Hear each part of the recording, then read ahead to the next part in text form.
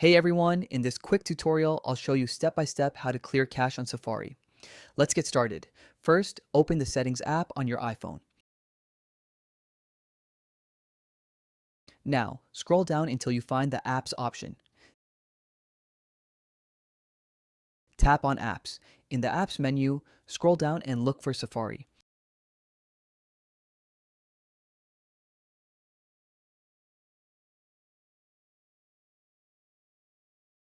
Tap on Safari to access its settings. Here you'll see various Safari settings and options. Scroll down until you find the Clear History and Website Data option.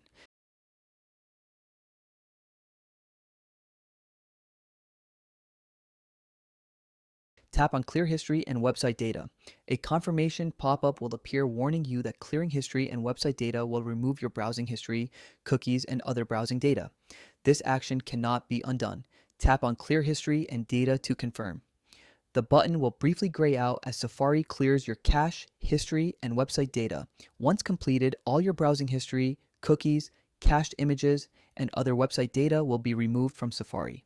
This can help free up storage space on your iPhone and improve Safari's performance. Keep in mind that clearing this data will also sign you out of websites you were logged into and remove saved preferences.